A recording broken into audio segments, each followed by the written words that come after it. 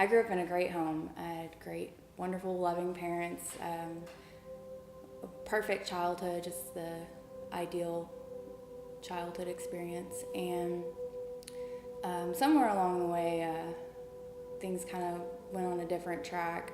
So when I was about 13 years old, I started experimenting with prescription drugs and smoking and drinking.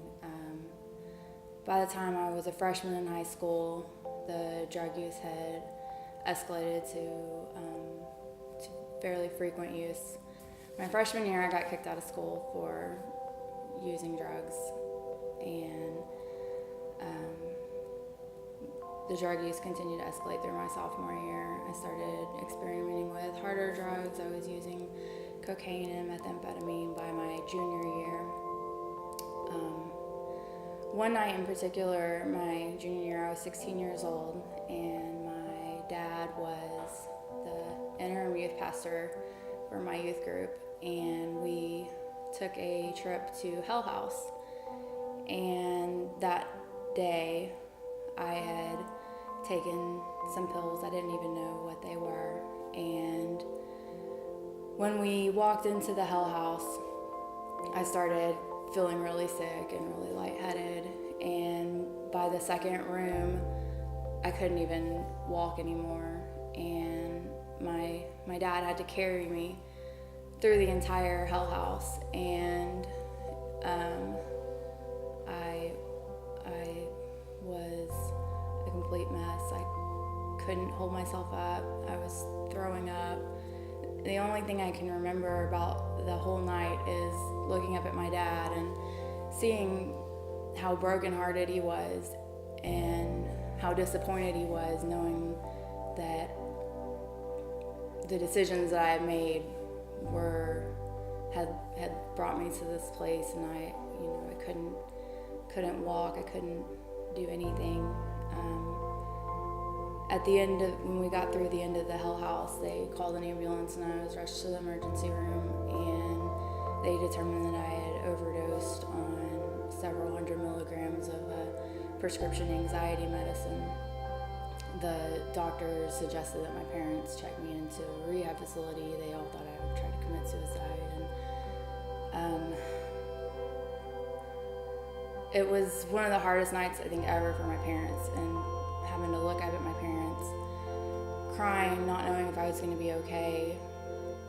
And I wish I could say that was the thing that I needed to turn me around, that was what hit rock bottom, but that wasn't it. And I got out of the hospital, and a week later I was doing the same thing with the same friends, doing the same drugs and same parties. And within a couple of weeks of my overdose, I got busted again by my parents, and this time they did check me into a rehab facility, and I spent 6 days in a clinic and saw family counselors and went to NA and AA meetings, and came back out and told my parents the same old lines, this isn't who I want to be, I'm going to change, I'm going to do things right. And then I spent the next several years just living the same lifestyle, and the same friends, and partying and drugs and drinking. By the time I was 19, I couldn't keep a job. I ended up losing my job at 19 and wasn't able to afford anything. All my money went to drinking and drugs and partying. And then in 2006, it really started to escalate to its worst point. I was doing cocaine almost every day. And in 2006, I ended up spending a week in jail for possession and public intoxication. I did another week in a rehab facility, trying to figure out how to kick the habit on my own, just trying how to figure out how to stop using and stay sober, and just going through the same cycle over and over again, saying it's what I wanted, and then realizing I couldn't do it on my own and falling back into the same trap. In September of 2006, I was at a friend's house in a bathroom, and I took a pregnancy test, and one of my worst fears at that time in my life became my reality. I was 20 years old. I was without a job. I had just gotten evicted from my apartment, and I had no money, and I just found out that I was pregnant. And that was probably my rock bottom. That was the hardest thing to face the music to realize that everything I had done, all the choices I had made, everything that I thought was fun and games for several years had brought me to this place. I had nothing to show for myself for years of just partying and having a good time, and now I was carrying someone's child that I barely knew, who didn't care about me and didn't care about the child I was carrying. And so I did the only thing I could do when you find out that you're pregnant and all alone and hopeless, and I went home to my mom and dad, and I moved back in with my parents and started going to church with them, started trying to piece my life back together and figure out what I was going to do. And it was a really, really difficult time trying to figure out my life and the plan, and being so mad at everyone around me, being mad at myself and being mad at God for the situation that was only my fault. And so I started going back to church, and I found a part-time job working nights at a front desk, tried to get back into school and figure out what my plan was going to be. And I didn't tell anyone that I was pregnant for a long time. I don't know, I was kind of in denial about the whole thing. I didn't want anyone to know. I was kind of embarrassed and kind of scared. I hadn't figured out what I wanted to do yet. And a friend of mine gave me a phone number for a clinic that did abortions, and I kept the phone number in my wallet for several weeks and contemplated, thought about how it was the easiest thing to do, just call the phone number and get it all taken care of and just move on with my life. And I kept putting it off, and everything inside of me knew that that wasn't the decision that I wanted to make. I knew it wasn't the right thing to do. I knew that it was a regret that I would live with forever and that I would carry with me forever. At some point, I finally did call the number, and I hung up the phone, and I just told the girl thank you, and I just hung up the phone and just cried because I couldn't believe that I'd even made the phone call. I didn't understand the path my life was taking, and I just knew that I had to figure something out. I had to have a plan. And when I was about 6 months pregnant, I still hadn't told anyone yet. No one knew. And I decided that I was going to move to Fort Worth and live at the Gladney Center for Adoption and give the baby up for adoption.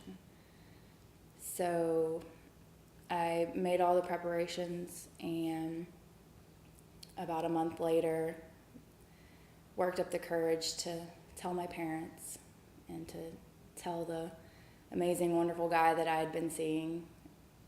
And at that point, I just pretty much chalked it up. That was going to be the end of our relationship. There was no reason for him to stay with me. There was, he had no reason to. No one in their right mind would stick around through all of that responsibility that they didn't have to deal with. And I finally told my parents, and I told them what my plan was, and they were furious. I'm trying to put my life back together. I have a serious addiction problem that I've been battling even in the beginning of my pregnancy, and the temptations are overwhelming sometimes, and I didn't want to bring a child into this. I didn't want to ruin a child's life. And I really believed that this was the best thing to do for this baby, was to give him up for adoption. And so once I broke the news to everyone, and I moved to Fort Worth, and I stayed at the Gladney Center for about 6 weeks. While I was there, I picked out a family. I didn't have a lot of support from my parents. I didn't really have any close friends to help me through it, but there was the one guy that I was seeing, and he stood by me through all of it. And I don't know why he did, but he did. He stood by me. He supported my decision, even though he may not have agreed with it. He stood by me and wanted me to do what I felt was the right thing to do. And then finally, on May 26, 2007, the baby was born, and I had stayed so emotionally disconnected for 9 months. Up until the moment the baby was born, I really didn't feel like it ever was my baby. I had tried so hard to not listen to the heartbeat and not look at the sonograms and try to pretend like it wasn't happening to me, like it was happening to someone else. And it wasn't going to be my baby, it was going to be someone else's child. And then he was born, and the nurse handed him to me, and when I looked into his eyes and his screaming little face, everything changed in 1 second. Everything completely changed, and I knew, this is my child, this is my purpose, this is my gift from God, this is where everything changes. I didn't care in that moment about the addiction problems, the drugs, the drinking, the part-time job, or the not having a car, or the not having, my own place to stay. I didn't care about any of that. All I cared about was I was this child's mother. This really did change everything.